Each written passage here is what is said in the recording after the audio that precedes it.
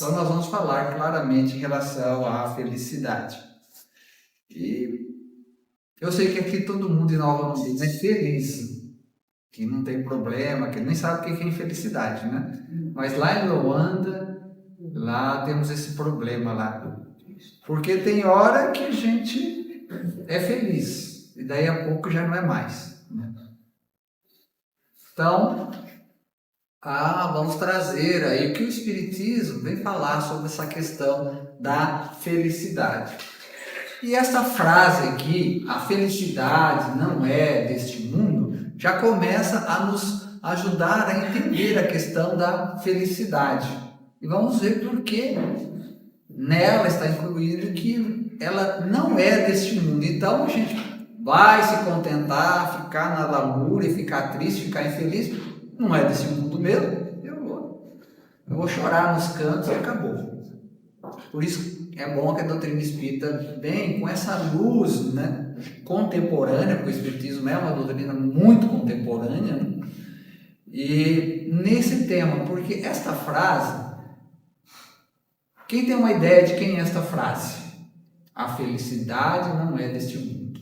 Quem falou essa frase? Quem tem uma ideia? Ela está na Bíblia. Alguém quer chutar? Alguma pessoa? Jesus? Já li tanto que não lembro agora. Muitos falam que é Jesus mesmo. Porque Jesus, ele quase parafraseou esta frase aqui, que está lá no Velho Testamento. Jesus disse: meu reino não é deste mundo, não é daqui. E que se a gente for, se dá para a gente falar mais a fundo sobre isso aí, está trazendo uma nova visão desta frase, essa frase, né? Esse dito aí que nós temos lá no Velho Testamento, na Bíblia, lá no livro de Eclesiastes. E ela foi dita pelo rei Salomão, filho do rei Davi, que foram os únicos 2 monarcas do povo hebreu, né? E que governaram os 2 por mais de 100 anos o povo hebreu. 50 anos mais ou menos cada um. E Salomão era filho de Davi. Ambos são, pela inteligência dos 2, eles eram muito inteligentes. Muitas histórias sobre o rei Salomão falam, né, como ele era avançado no tempo. E essa frase, então, é dele, porque ele que escreveu o livro Eclesiastes. Tem várias histórias sobre o rei Salomão, tem uma que diz que ele, como ele recebia, né, era um rei, ele recebia os súditos, cada um, até quando a gente assiste aqueles filmes, né, que existe o rei, então as pessoas chegam ao rei trazendo os problemas, o rei tem que ir resolvendo, um a um. E chegou a Salomão, que estava sentado, 2 mães com uma criança, que ambas falavam que eram as mães daquela criança. E como que ia resolver aquele tempo? Não tinha nenhum teste que você poderia fazer, nada. Não existia exame para você saber a paternidade e maternidade como existe hoje. Aí uma falava que era e outra contava o caso, contava tudo e tal. O rei Salomão quieto, foi ouvindo todas as 2 partes. E daí ele falou: bom, não chegamos a nenhuma conclusão, as 2 desse irmão, então nós vamos fazer o seguinte: nós vamos pegar a criança, chamou 2 coisas, nós vamos cortá-la no meio e vamos dar metade para cada uma mãe. Aí fica resolvido o problema. Aí chamou os guardas para cortar a criança no meio. Imagina. As mães ficaram apavoradas, tal. Aí uma mãe levantou e falou para o rei Salomão, né? Pode, então, entregar o meu filho a ela. Eu não sou a mãe. Ela é a mãe. Daí o rei Salomão levantou e chamou as pessoas e disse: essa aqui é a mãe da criança. Essa que declinou e abriu mão da criança em nome da sua própria vida. Em nome da preservação da vida. Aí então ele identificou a mãe. Então ele era esse rei de muita sabedoria para resolver as questões. Esta frase então, nós vamos ver que vai nos trazer justamente a dificuldade em relação à felicidade e entendermos essa dificuldade. No Evangelho segundo o Espiritismo, já trazendo, né, a gente conforme vai essas questões, muitas da antiguidade, nós vamos cruzando com as informações dos Espíritos. Então lá no Evangelho, desculpe, nós vamos ver no capítulo 5, se não me engano, temos: não sou feliz, a felicidade não foi feita para mim, exclama geralmente o homem em todas as posições.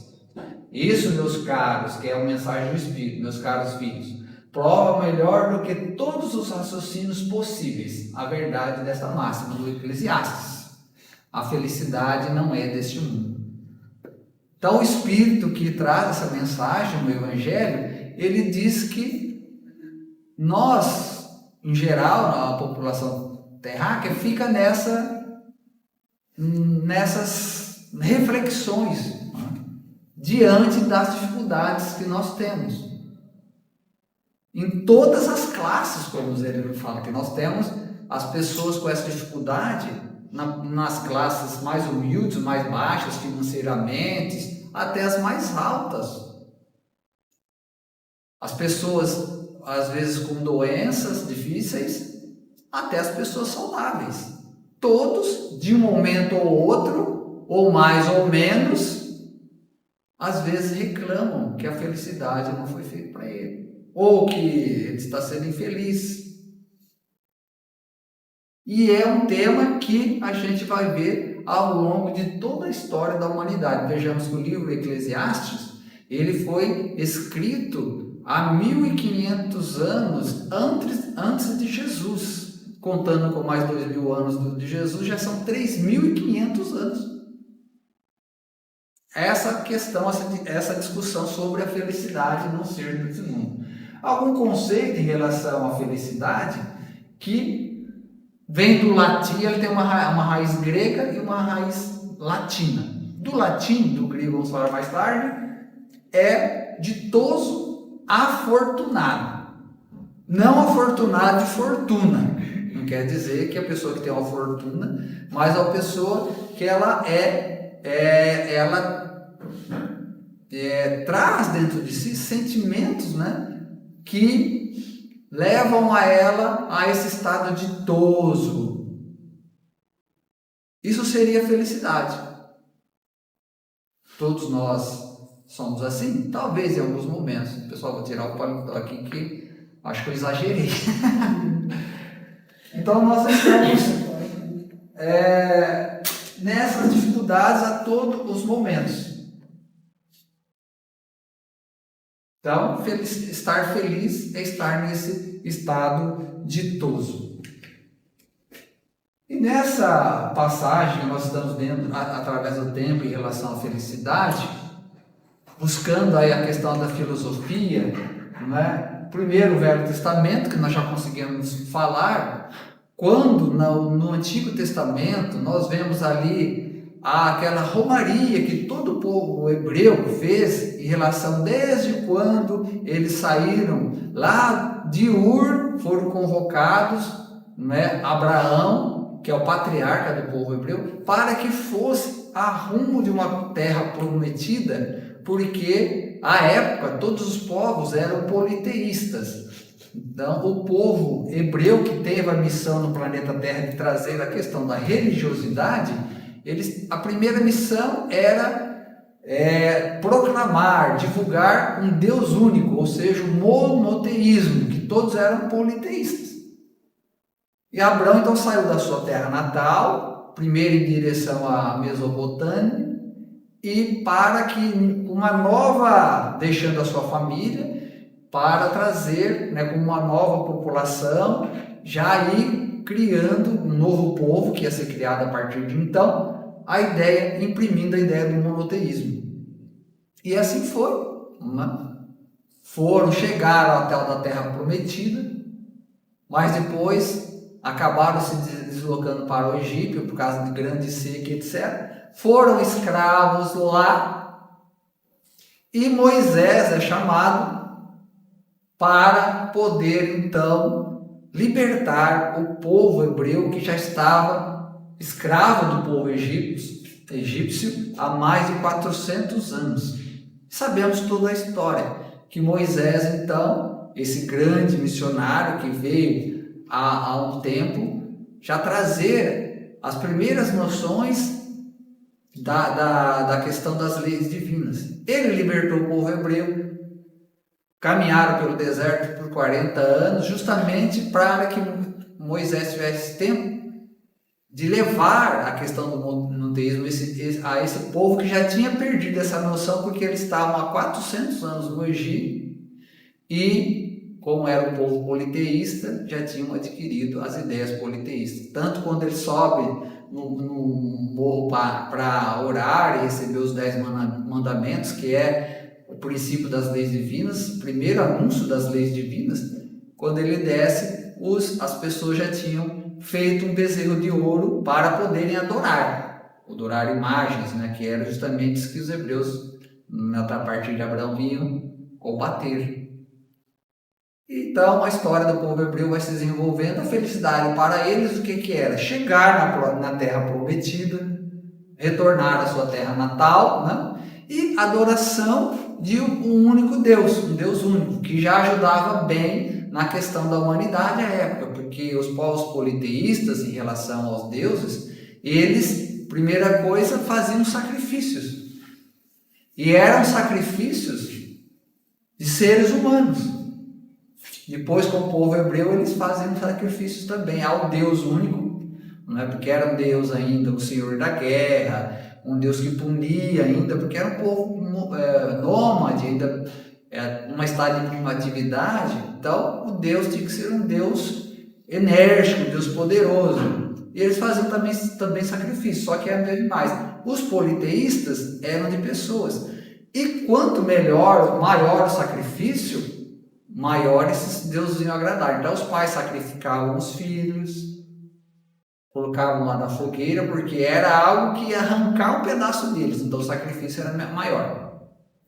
Com o monoteísmo, com a ideia do povo hebreu, isso já foi melhorando, apesar de ter algumas ainda resquícios de atraso, mas foi no começo. Que depois, com Jesus, já teve um outro destaque, né? Deixou de ser aquele Deus, Senhor da guerra, que punia ao pecador até a terceira geração, para ser um Deus Pai, um Deus amoroso. Então, bem diferente. Nós já vimos passado 1500 anos, era a hora de mudar o rumo da nossa humanidade. E depois, antes de Jesus um pouco, nós temos os filósofos que já vinham trazendo as ideias de como pode ser a felicidade. Sócrates mesmo, há 500 anos antes de Jesus, trouxe muitas noções hoje, né, para ser um prenúncio do cristianismo com Jesus, até mesmo do espiritismo, que ele falava de reencarnação já, de uma forma velada. E tantas ideias que são até considerados Sócrates e Platão precursores do cristianismo e do espiritismo. Eles já começaram a ventilar. E Sócrates falava que nós devemos buscar a nossa felicidade dentro de nós, que depois Jesus trabalhou muito isso daí, há 500 anos de Jesus. Então, ele dizia que nós tínhamos que buscar o nosso interior, com a frase que todos nós conhecemos: conheça-te a ti mesmo. Nos conhecermos a nós mesmos, porque quando nós resolvermos as nossas encrencas interiores, resolveremos as encrencas do mundo. Nós vamos trabalhar isso na nossa família, é claro, né? Junto aos pais e às mães, nosso pai, nossa mãe, nossa família, nosso irmão, para depois trabalhar isso no mundo. Quando nós aprendermos a amar o nosso irmão de carne, né, mediante os seus erros, suas dificuldades, nós vamos aprender a amar todos como irmão. Os nossos pais, né, nós vamos amar a todos os pais ou a todos os velhinhos do mundo, porque nós praticamos na família, é o início. Então conheça a ti mesmo, de Sócrates. Bem como também outros que é da escola socrática, como Aristóteles, como Plotino. eles diziam que a felicidade do sábio é bastar-se a si mesmo. Vejam que ideia, que hoje nós temos tanto problema de felicidade porque a gente não basta a nós mesmos. A gente vive em busca de mais, sempre mais, né? Então, bastar-se assim. Hoje a gente fala assim, a pessoa está nessa dificuldade, nesse problema, porque ele deu um passo maior que a perna. Não falamos toda hora? Essa modernidade faz com que a gente fica sempre querendo algo melhor. Não é ruim isso aí, instrumento de progresso. Deus deu essa nossa, né, esse nosso impulso na busca das coisas para que nós pudéssemos progredir, senão a gente não tinha saído da idade da pedra. Só que nós estamos muito famintos dessas coisas. Então a gente tem uma casinha, não está satisfeita, eu quero ampliar isso aqui, eu quero melhorar, eu quero fazer aqui um ambiente melhor, e ficamos a vida inteira tentando fazer isso. Às vezes nós não conseguimos e ficamos a vida inteira infelizes porque não conseguimos aquilo ali. A gente tem o Fusquinha velho, né? Apesar que hoje já mudou, né? O Fusca, quem tem o Fusca hoje já é outra coisa, né? Já é magnata, igual o Romildo ali, ó, seu Fuscão, quando ele chega, o cara chega com uma BMW, não tá nem aí. Mas na ideia de um carro bem simples, né? Um carro 1000, né? A gente quer de toda forma comprar um carro melhor, tal, tudo bem, isso aí. Mas muitas vezes nós passamos uma vida infeliz porque não conseguimos trocar o nosso carrinho. Nós queremos roupa da moda a todo momento, nós temos um celular com uma certa potência, nós queremos um muito melhor, e assim vai. Na nossa vida hoje a gente está assim, e muitas causas da nossa infelicidade está aí. A gente não tem tampa, né? Está sempre explodindo fora da panela. Isso nos faz felizes. Os filósofos da antiguidade já alertavam contra isso. Aristóteles fala também que a felicidade do sábio não pode estar condicionada às dificuldades ou às coisas que são as facilidades. Então, nós não podemos estar condicionados àquilo que nos causa dificuldades e por isso sermos infelizes, e também nas felicidades. Já dizendo que nós sempre vamos ter momentos de tristeza e momentos de alegria. Como diz Joana de Emmanuel, traz uma poesia muito bonita, né? A Chico Xavier, quando o tema lá todo deve conhecer, tudo passa. Então ele vai falar que tudo passa na vida, os momentos felizes e os momentos tristes. Quando nós estamos no momento triste, sempre lembrar os momentos felizes. Quando estamos no momento feliz, vamos ali olhar por quê, pode mudar um momento. Está preparado para as duas coisas que fala Aristóteles. Então Chico, quando chegou nessa conclusão, estava com um momento assim, quando ele recebeu essa mensagem de Emmanuel, não sei se todos conhecem, muitos palestrantes falam, ele estava num momento muito dificultoso na vida dele. Imagina um Chico, né? Porque o espírito, nós estávamos falando agora da dificuldade da doutrina espírita, né, Cleus? Imagina na época do Chico. Levava pedrada por tudo quanto é lado. A gente leva uma pedradinha e já acha que, né, não é Chico. E ele estava numa dificuldade, né? E aí, em conversa com o Emmanuel, ele falou: meu amigo, você pode eu preciso de umas palavras assim para me ajudar. Ele, pois não, Chico, né? Vamos conversar, né? Aí Chico, não, mas eu queria com outra pessoa. Nem Emmanuel servia para Chico. Imagina o problema. Aí ele falou: eu queria que você levasse uma mensagem para a nossa mãe maior, a nossa Maria, mãe de Jesus, mãe de todos nós. Que eu preciso que ela me fale algo. Aí Emmanuel falou: tudo bem, a hora que der eu falo, porque a Mãe Santíssima ela é muito ocupada. Então a hora que der a gente conversa. Aí depois de muito tempo, semanas e meses, a Emmanuel deu conversa com o Chico, que estava em contato toda hora, fazendo os livros, né? A Mãe Maria mandou uma mensagem para você. Aí ele ficou tudo nada, ela mandou dizer para você que tudo passa. Tudo passa. Isso que você está vivendo vai passar, os momentos, aí ele vem trazer a mensagem. Muito linda, uma hora que vocês tiverem, pode procurar na internet, é muito linda a mensagem. E Chico ficou tão animado, tão bonito, que ele escreveu cartazes e colocou no espelho do banheiro, em cima no armário da cozinha, na parede da cozinha, todo lugar, os como estava lá, tudo passa. Ele estava beijando, ele olhava, tudo passa, isso vai passar. E por muito tempo, então, ele conseguiu exatamente os filósofos antigos já vem falando, né? Passando por Jesus, nós vemos que Jesus falava isso também, e na atualidade o Espiritismo. No Novo Testamento, nós temos como principal, né, é Jesus, mas muitas coisas do Novo Testamento a gente tem, né, como as cartas de Paulo, ali os Atos dos Apóstolos. Se a gente for ler lá, todo momento tem essas recomendações em relação à felicidade, todas elas alinhadas com o que nós vamos trazendo através do tempo, o que Jesus falou. Paulo de Tarso nos traz: tendo, porém, sustento e com que nos cobrirmos, estejamos com isso contentes.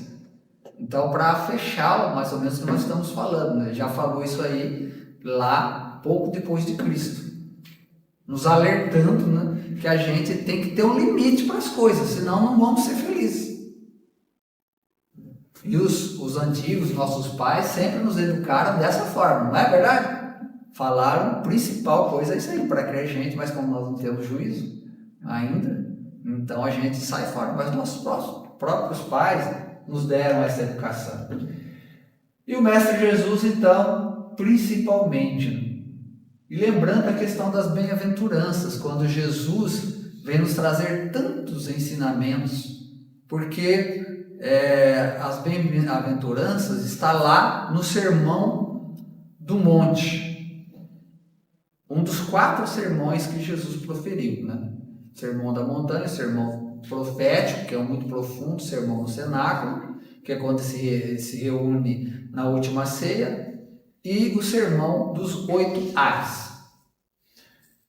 As bem-aventuranças tá no Sermão da Montanha, mas que tem muito mais coisa. O Sermão da Montanha, quem for procurar em Mateus, né, para relembrar, Mateus, a partir do capítulo 5 ou 6, acho que é 5, ele ocupa 3 capítulos de Mateus com os seus respectivos versículos. Nós vamos ver que é um sermão mais intenso que tem lá. E está as bem-aventuranças incluídas, mas lá ele dá orientações aos apóstolos, e porque foi a primeira apresentação em público de Jesus. Ele já fez praticamente um resumo que seria tudo a sua doutrina. Tem lá no Sermão da Montanha, se a gente observar, tem tudo que Jesus ia falar no futuro no Sermão da Montanha. E inclusive as bem-aventuranças. E as bem-aventuranças que Jesus, muitos chamam, Joana de Ângelo, até mesmo Emmanuel, Jesus como cancioneiro divino. Fala que as bem-aventuranças é uma canção do cancioneiro divino. Fala que Jesus foi o cancioneiro divino. E as bem-aventuranças, nós vemos que ela, se a gente for vendo assim, parece até mesmo uma canção. À época, como a transmissão dos ensinamentos vinha do povo hebreu, elas eram muito oral. Muito oral. Então era difícil, ainda não tinha muitas anotações. Uma porque eram difíceis as pessoas que sabiam escrever, e que as primeiras folhas que foram sair eram os papiros, eram muito caros. Eram muito caros. E para escrever ali tinha que ser uma espécie de artesão que soubesse ali escrever os caracteres e tal. Então era muito complicado. Hoje, se você for atualizar o preço de uma folha de papiro, a época que era feito, hoje custaria R$50 cada folha. Então é como a gente usa o papel sulfite, como nós pagássemos uma folha de papel sulfite hoje, R$50. Então imaginamos a dificuldade que era. Então por isso que era mais oral. E uma forma fácil de decorar as coisas é através de canção. Nós vemos que no sermão, no Velho Testamento, existem muitas canções, não é? Muitas canções. E porque era mais fácil. Então a gente tem muitas vezes mais facilidade de lembrar de uma canção do que de uma poesia, ou de uma frase, ou de um texto, não é verdade?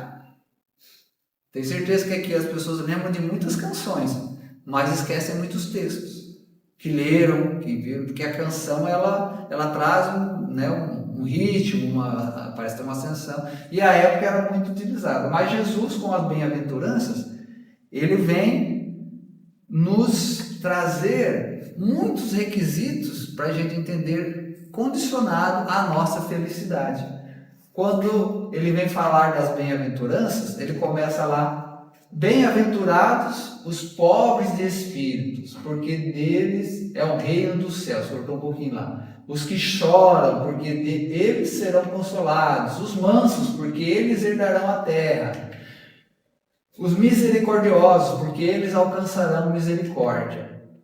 Voltando um pouquinho aqui, que eu adiantei. Então aqui só são 4. Segundo Mateus, ele traz 8 sermões, 8 bem-aventuranças. Alguns outros que registraram ali o Evangelho, os evangelistas, Mateus é um dos primeiros que ele registrou ali conforme Jesus ia acontecendo as coisas. Mas temos Marcos, Lucas e João também. Eles registraram mais ou menos, uns 4 bem-aventuranças, e Mateus traz 8. Trouxe essas 4 aí para a gente ter uma ideia em que Jesus ele vem condicionar certas questões em relação a uma felicidade futura. Quando ele fala lá, os pobres de espírito, porque eles herdarão o reino dos céus. O que é o reino dos céus? Todos nós entendemos como assim, uma situação de beatitude, de tranquilidade, de conforto, não é? Felicidade. Então aqueles que são os simples, os pobres de espírito, que são os humildes, e Chico trabalha muito essa questão da humildade, tanto que ele encarnou a questão da humildade. Chico, ele é Chico, muito conhecido por causa da humildade e da caridade. Se ele fosse uma pessoa arrogante, tudo que ele trouxe não teria muita validade. Mas aquela pessoa humilde é o que caracterizou Chico Xavier. E nisso ele exemplificava o que Jesus falou, que o reino do céu é os que são humildes. Serão consolados os que choram. Então aqueles que estamos no sofrimento, chorando, em dificuldades, se a gente suportar, seremos consolados. Porque é nós que nos consolamos, as pessoas ajudam, mas se nós não nos consolarmos a nós mesmos, vamos ficar chorando. Nesse trabalho a gente vai ser consolado. Os mansos, porque herdarão a terra, e os misericordiosos, porque eles alcançarão misericórdia. Vejam que Jesus fala 2 coisas ali que com a doutrina espírita hoje nós conseguimos entender. Muitas religiões fica difícil. Que um momento ele fala que a pessoa, praticando uma bem-aventurança, herdarão o céu. E outro momento herdarão a terra. Mas onde que está a felicidade? No céu ou na terra? É difícil de entender, porque a maioria dos outros amigos nossos de religião, a felicidade está no céu. Né? Quando eu começo a entender que o céu está dentro de nós, já muda a região. Mas a maioria acha que é um local determinado. Né? E Jesus falou que pode ser aqui na terra, porque ele promete, aos mansos pacíficos herdarão a terra. E só a doutrina espírita traz essa explicação. Quando ele vem falar que a terra ela tem várias categorias, que nós estamos num mundo de prova e expiação, em um momento de transição para o mundo regenerador. E esse mundo regenerador, ele vai ser muito melhor do que nós temos hoje. Mas ainda não é o céu, mas é muito melhor. Porque a doutrina espírita traz uma escala, que nós vamos falar já já. Bem-aventurados são essas pessoas. E o que, se a gente for buscar na etimologia da palavra, significa bem-aventurados? O que significa? Porque nós buscamos na raiz latina a questão da felicidade, que é ditoso, afortunado. E se nós formos buscar bem-aventurados, na raiz grega, bem-aventurados são felizes. Felizes. Na raiz grega de bem-aventurados. Então, a gente só trocar aqui vai ser aquilo que Jesus nos trouxe. Felizes os pobres de espírito. Felizes os que choram, felizes os mansos e felizes os misericordiosos, e continua.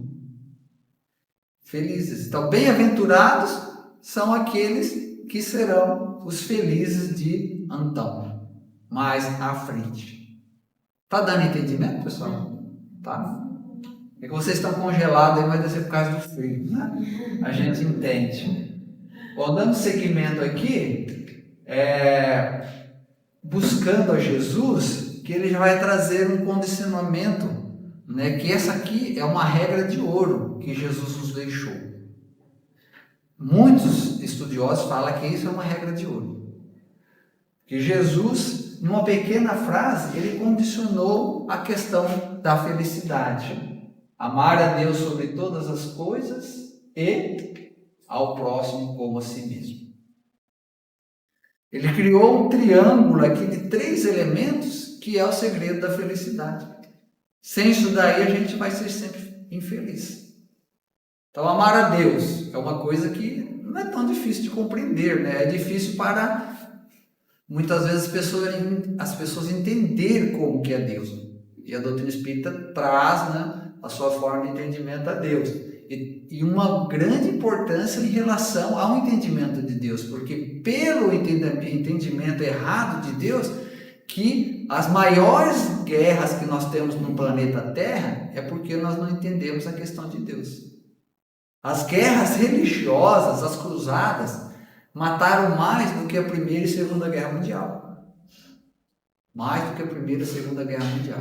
Segunda Guerra, não lembro quantos foram, mas na Primeira, a Segunda foi mais. Foram 13 milhões de pessoas. A Segunda foi mais. Que só Hitler matou 6 milhões de judeus, mais várias pessoas, né, nesse bolo, né?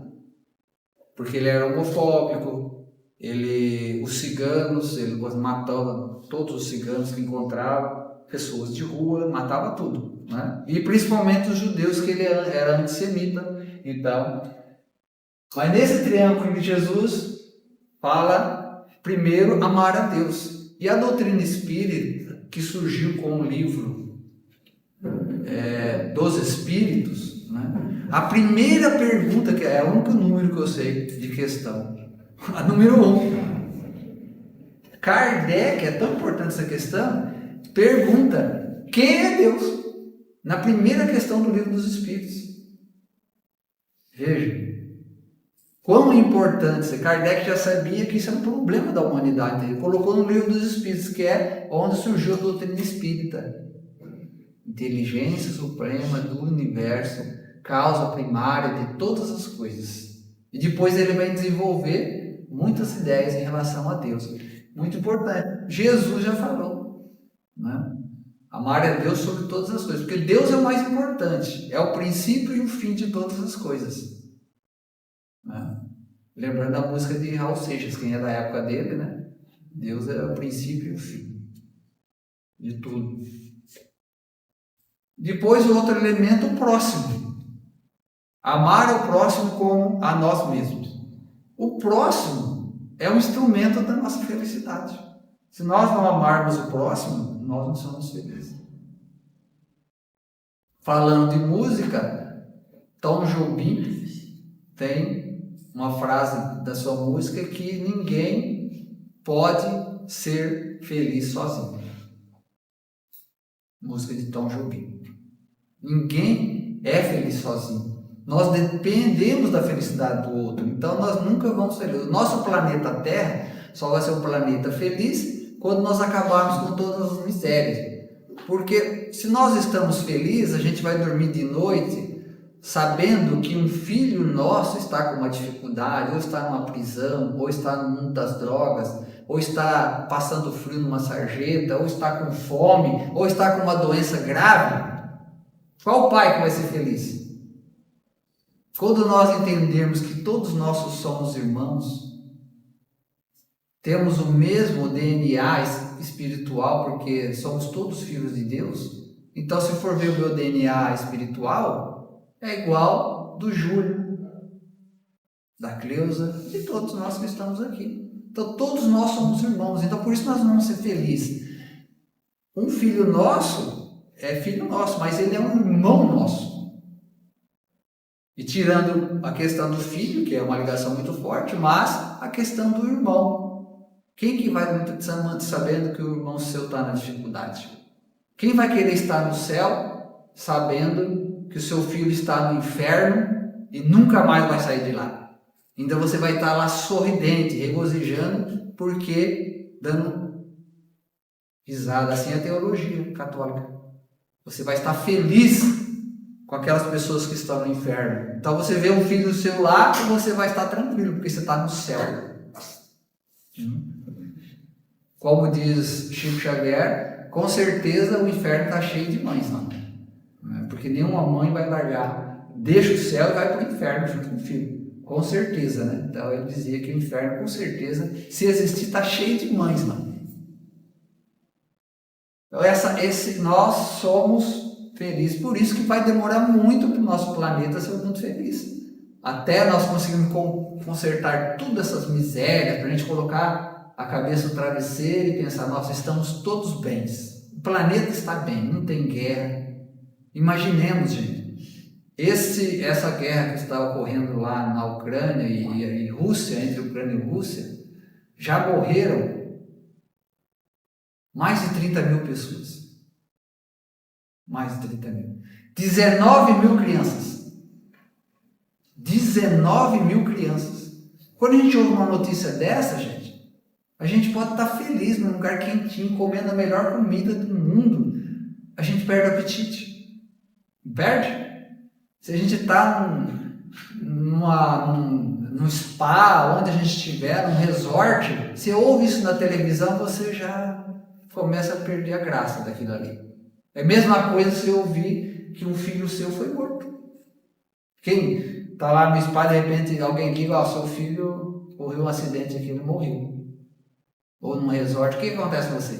Você larga aquilo lá imediatamente, não serve para que você aquilo ali. Você vai em busca do seu filho. E assim é o mundo, por isso que a gente não é feliz. Nós trazemos isso na inconsciência, mesmo que não está na nossa... E o outro elemento é nós mesmos. Porque nós somos o parâmetro para a felicidade do outro. Então Jesus condiciona a felicidade do outro, já estamos caminhando para o encerramento, tá, pessoal? É a felicidade do outro e nós somos o parâmetro. Então se nós não resolvermos o nosso problema, nós não temos condição de levar a felicidade para o outro. Se nós não resolvemos a nossa dificuldade, não temos essa condição. Não temos.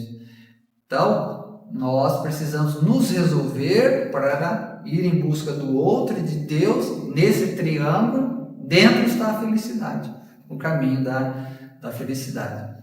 E dentro da doutrina espírita temos todas as condições para entender essas dificuldades como nossa felicidade. Lá nós temos o questionamento se é possível a felicidade na Terra. Sabe qual é a resposta? Não, redondo, assim, bem grandão. Em itálicos, né, negrito e sublinhado. Não. Por quê? Daí eles explicam. O que vocês acham por quê? É tudo isso que nós explicamos, né? Que nós falamos.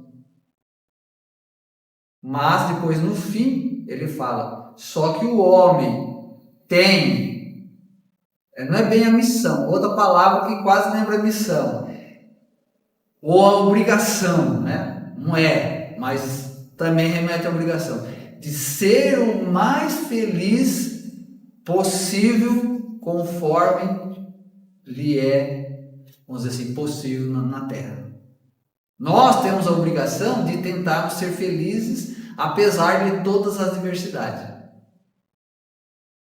Então nós temos aquele dorzinha no pé, né? Aquele calo aqui nas coisas, aí você está aqui falando, né? Dando risada, o pessoal está doendo, pessoal, tudo bem, tá, vai falando e está lá, aguentando, mas está aqui. Né? Ou qualquer outra função que a gente é chamado a desempenhar. Você está com aquela dor de cabeça, mas você está lá. Você está ajudando as pessoas, que é o nosso caminho. Então, temos que tentar, não possamos passar a vida inteira rabugento.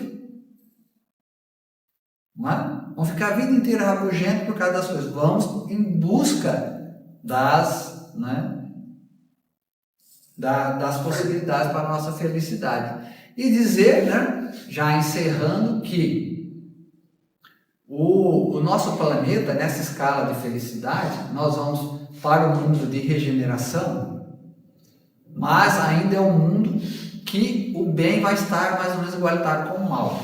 E a próxima categoria do nosso planeta Terra, que o nosso mundo vai chegar lá, quem lembra o nome?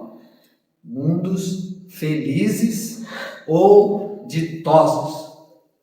Vem depois o mundo de regeneração. E depois o último, celestes ou divinos, a escala que Kardec criou. Desde os mundos primitivos, de regeneração, prova e expiação, regeneração, primitivos, prova e expiação, regeneração, ditosos felizes. Aí nesse mundo, antes de chegar no último, nós vamos conhecer vai ser aquela felicidade plena. Não vão ser momentos felizes, a felicidade plena. Nós vamos num estado de bem-aventurados, como Jesus disse lá. No próprio planeta Terra. Se a gente conseguir ficar no planeta Terra, não fomos degradados, né? Que agora é a hora da separação do joio e do trigo, nós estamos vivendo, não é verdade? Então, meus irmãos, gostaria de encerrar, né, com uma pequena história do Movimento Espírita. Acho que a maioria conhece o Movimento Espírita, né? E ele nos traz lá, tem até o tema, agora eu me esqueci. Esqueci o tema, mas depois deve ver eu falo, senão vou contar a história. Então fala de uma sociedade bem antiga, né?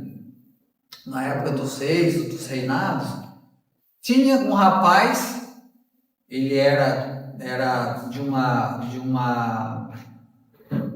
vinha de uma família muito rica, mas ele queria saber como ele poderia fazer para ser feliz. Ele estava então sempre em busca de saber como ser feliz, porque ele via todas as dificuldades que nós elencamos, e ele saiu então de reinado em reinado, buscando essa questão da felicidade.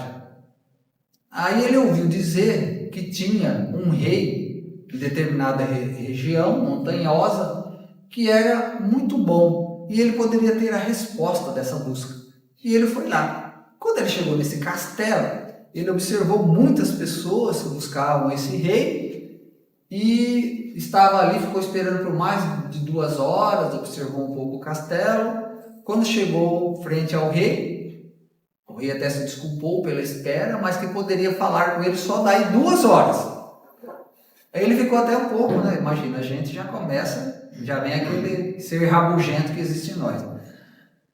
Daí o rei falou: aproveita esse tempo e dá uma volta pelo meu palácio, pelos jardins, pelos quintais, e observa tudo que eu tenho aqui, depois a gente vai conversar. Tá bom. Ele começou a falar: só um momento, eu quero que você leve essa colher com 2 gotinhas de óleo dentro e ande com ela, mas você não pode, me traga. Aí ele foi, mas ele começou a ir para lá e para cá, e ele, com aquele cuidado com a colher para não derramar óleo, foi, mas ele não conseguia observar as coisas, né? Subiu uma escada, olhando aqui e tal, e foi, veio. Aí passou o tempo, chegou frente ao rei, ele falou: daí, gostou? Você viu a minha biblioteca? Tem livros e tantas coisas lá. Não vi. Você viu meus jardins, meus pomares? Não vi. Você viu onde eu faço atendimento social das pessoas? Quantas pessoas você atende lá? Não vi. É que eu fiquei tão preocupado com a gotinha de óleo aqui que eu não vi nada. Eu falei: então volte e observe tudo. Aí ele foi: agora eu vou olhar também. Aí foi, tá. Olhou uma coisa, olhou outra, e gostou, conversou com as pessoas e ficou animado. Foi nos jardins, perguntou, foi na biblioteca enorme, perguntou de tudo que existia lá e voltou todo animado. Daí ele falou: daí, gostou? Ele: eu adorei, mas é muito interessante e tal. Até me senti feliz, porque eu estou em busca da felicidade. Ele: tá tudo bem, mas E as gotinhas de óleo? Onde está as gotinhas de óleo? Porque ele distraiu, caiu tudo no chão. Daí ele ficou todo constrangido e o rei falou para ele: um conselho apenas eu te dou. A felicidade está em nós vivermos a vida mediante todas as coisas que nós temos sem perder as 2 gotinhas de óleo. Aí fica para vocês pensar sobre a mensagem do Momento Espírita. Depois ouçam também. Tem muitas mensagens sobre a felicidade lá, interessante, né? Pode raciocinar em cima dessa. Muito obrigado a todos e que possamos retornar aos nossos lares, né? Depois dessa harmonia, desse ambiente e levar aos nossos familiares. Muito obrigado.